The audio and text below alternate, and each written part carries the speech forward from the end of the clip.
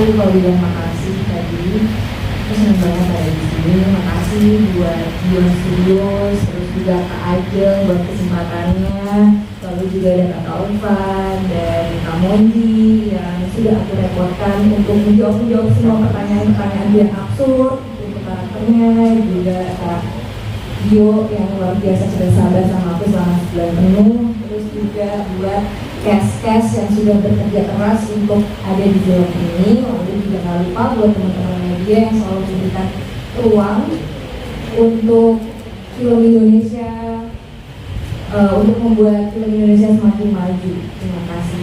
Jadi kalau ditanya pertanyaannya, karakter apa di sini dan bagaimana menggali karakter tersebut? Oke, karakter aku di sini adalah aku berperan sebagai Saras, anak pertamanya Pak Hadi dan kakak buat Bugis. Perannya itu Mbak Saras ini anaknya relatable banget ya sama anak pertama perempuan di seluruh dunia gitu, yang nantinya akan bertanggung jawab untuk mengurus keluarganya. Juga dia sangat skeptis, logis, tapi ditabrakkan dengan serangkaian kejadian yang akhirnya meruntuhkan ego dia. Seperti itu. Dan gimana cara pendalamannya? Yang pertama pasti aku menggali naskah, banyak diskusi sama Kang Yogi, terus juga sutradara. Karena bobot peran yang dimainkan di sini tuh emosionalnya dalam banget, bukan tentang fisik atau aksi gitu. Karena yang dimainkan tuh perasaan, karena banyak luka yang harus dimunculkan di sini ya, luka karena kehilangan orang tuanya, terus juga luka bagaimana dia bisa nggak ya mengontrol keluarganya untuk tetap baik-baik aja, dia bisa nggak ya untuk menjaga adiknya supaya adiknya nggak pergi ninggalin dia. Dan tentu saja juga workshop dari Mas Aji. Selain workshop juga kita 2 minggu sebelum syuting ada latihan fisik, udah kayak atlet ya. Sebelum reading, sekalian pendekatan kita biasa pemanasan dulu, terus latihan semi hit tipis-tipis gitu yang membuat fisik kita jadi kuat waktu syuting. Apa pengalaman yang paling berkesan buat Agni selama syuting? Ada yang bisa diceritakan nggak ke rekan-rekan media? Boleh. Ini pengalaman yang sangat berkesan ya, kayaknya lebih ke segi teknis kali ya. Jadi ada satu sequence itu ada berapa sih nggak di satu sequence itu? Yang ya, jadi ada satu sequence dan itu di dalamnya ada 3 scene yang menurut aku gila karena teknisnya ngambil scene per scene-nya tuh harus loncat-loncat. Dan tentu aja itu nggak akan terwujud emosinya kalau nggak ada bantuan dari Pak Sutradara dan teman-teman cast juga, Mas Adi sebagai coach acting. Itu satu. Yang kedua, ini entah emang lagi sial aja atau emang aku dapat kejadian horor. Soalnya waktu syuting adegan tahlilan Bapak setelah take dan mau ganti shot, aku numpang ke toilet yang ada di kamar Bapak. Terus aku kucing di situ nggak bisa keluar selama 45 menit. 45 menit, lama banget itu 45 menit. Emang sebelumnya emang pintunya tuh udah rusak, tapi ketepatan pas aku yang ada di situ. Dan udah ada 6 orang buat bukain, tapi susah banget. Akhirnya pintunya dijebol. Ya ampun. Tepuk tangan dong untuk Agni ya. Sebelumnya selamat malam teman-teman. Terima kasih sudah mau sempetin waktu kesini. Juga terima kasih buat abang-abang dan kakak-kakak sebelah kanan udah mengajak Christian untuk ikut serta di sini. Apa pertanyaannya? Karakter yang diperankan dan bagaimana mendalami karakter itu? Karakter Yudis ini anak bontot dari keluarga kecil Pak Hadi, yang paling kecil, adiknya Mbak Saras.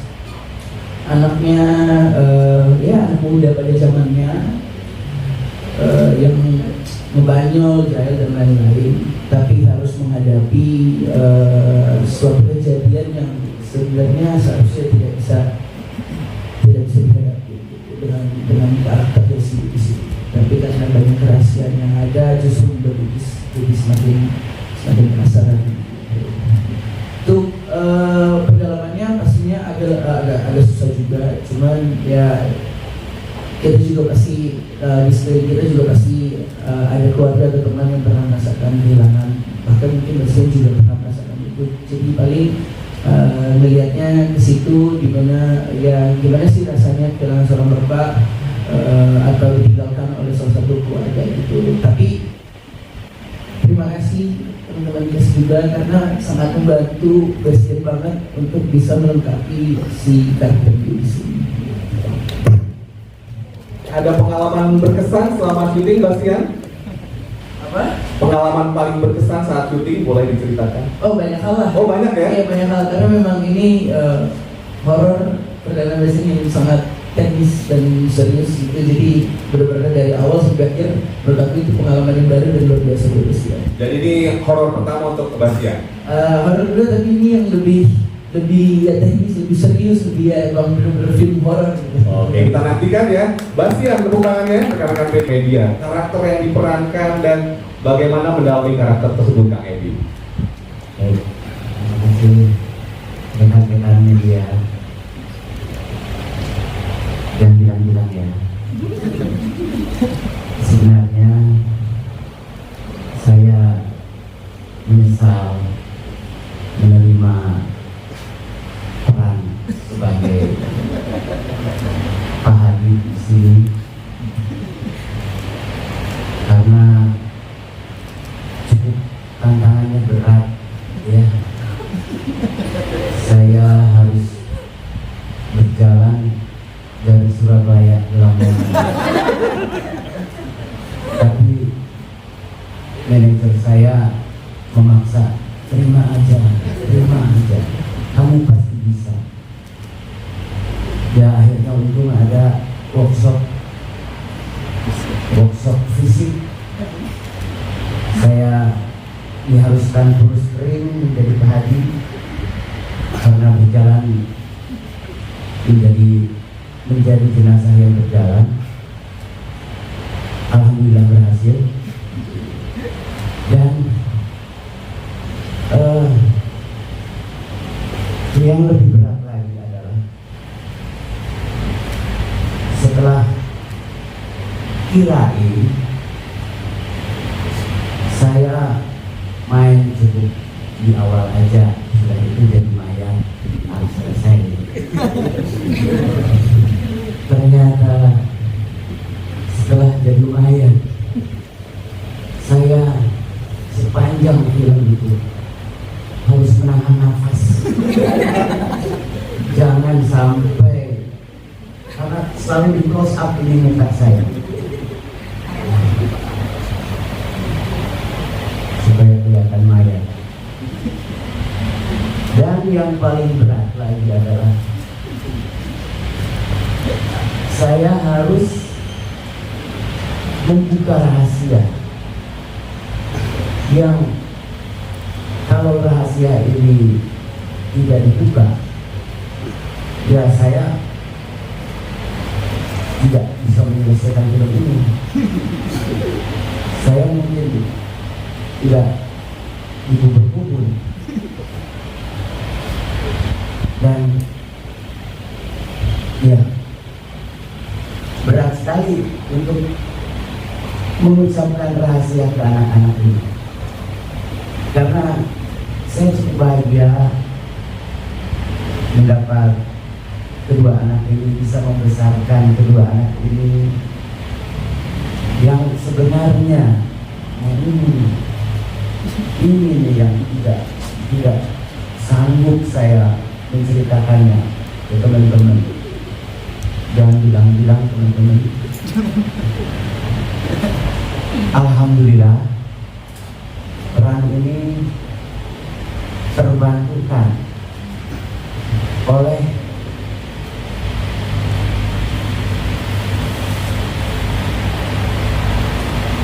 almarhumah ibu saya yang selalu mendampingi saya ketika saya berperan sebagai jenazah. Ibu saya selalu hadir di situ almarhumah ibu saya selalu hadir di situ. Selalu saya ingat adegan-adegan itu. Saya sebagai anak di situ, anak yang terus menjadi bapak, yang terus punya anak, dan terus meninggal.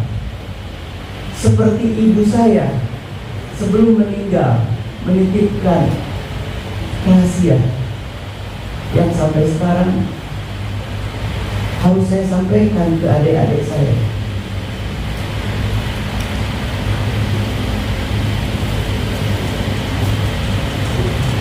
Spesial, khusus, wasiatnya itu enggak rumit.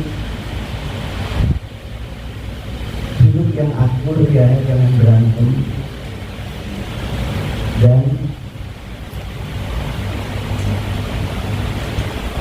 rumah jangan dijual. Pesan itu sepele, tapi berat melaksanakannya. Yang akur ya, kamu tidak akur sampai sekarang. Berat. Sampai tanggal 10 Juli bayangan ibu saya selalu muncul. Kok kepanjangan saya ngobrol ya? Itu aja dulu ya. Satu lagi.